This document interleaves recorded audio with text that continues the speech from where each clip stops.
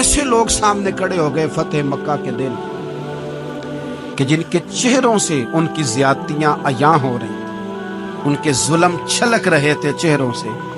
حضور کے سامنے کھڑے ہیں، کانٹے بچھانے والے بھی، روڑے مارنے والے بھی، گلے میں رسیاں ڈال سارے کھڑے ہیں۔ حضور نے فرمایا بتاؤ تمہارے ساتھ کیا سلوک کروں؟ انہوں نے کہا آپ کریم ہیں۔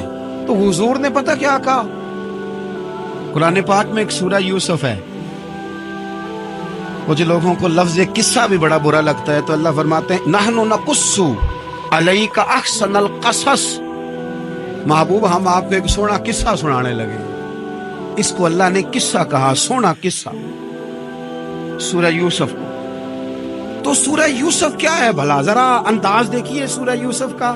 پہلے حضرت یوسف لاڈلے ہیں باپ کے، لاڈلے، پھر اسی جناب یوسف کے منہ پہ تماچے ہیں، پھر وہی جناب یوسف کنویں میں ہیں، پھر کنویں سے بچ گئے۔ کنویں میں گرا بھی بندہ کبھی بچتا ہے، بچ گئے، اللہ کی شان ہو تو بچ جاتا ہے، بچ گئے۔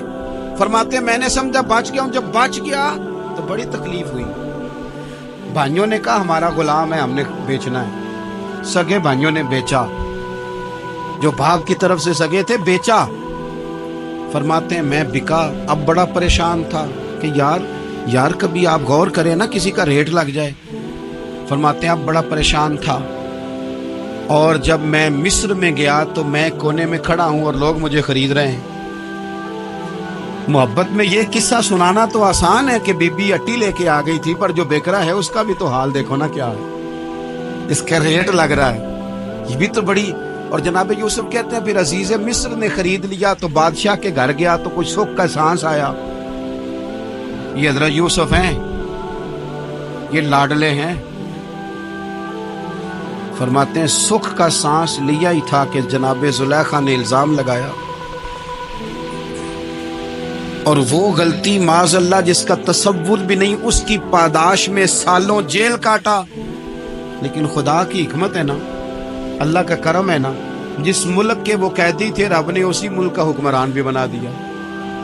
یہ اللہ کی حکمت ہے نا، تقاضے ہیں نا۔ صبح کے تخت نشین شام کے مجرم ٹھہرے، ہم نے پل بھر میں نصیبوں کو بدلتے دیکھا، وہ جو چاہے جب چاہے کر دے۔ تو جب وہی بھائی مجبور ہو کر سوالی بن کر سامنے آئے ہیں، پتہ کیا ہوتا ہے، بندہ معاف کر دیتا ہے، بہت سارے لوگ معاف کرتے ہیں، پر کہانیاں سنا کے پتہ جنا ادو کی آکھیا ساجے، پتہ جنا ادو کی کیتا ساجے، پھر پتہ جنا تسی اے بھی آندے سو، یہ ساری کہانیاں سنا کے۔ لیکن حضرت یوسف کے سامنے کھڑے ہو گئے، جناب یوسف نے بات چھیڑی کوئی نہیں، فرمایا تم سے بات ہی کوئی کرنی، جاؤ تمہیں سارا کچھ معاف کیا۔ اب جب یہ لوگ مکے والے حضور کے سامنے کھڑے، اس طرح معافی دینی چاہیے۔ یہ جب سامنے کھڑے ہوئے تو حضور نے فرمایا پتہ تمہارے ساتھ کیا سلوک کرنے والا ہوں؟ کہا حضور نہیں۔ فرمایا وہی جو جناب یوسف نے بھائیوں کے ساتھ کیا تھا، پچھلا صفحہ پلٹنا ہی کوئی نہیں، جاؤ تمہیں معاف کیا، جاؤ تمہیں معاف کیا، جاؤ تمہیں معاف کیا۔ اور صرف معاف نہیں کیا، ساتھ عزت بھی دی۔ سب سے زیادہ مقابلے تو حضرت ابو سفیان نے کیے تھے نا،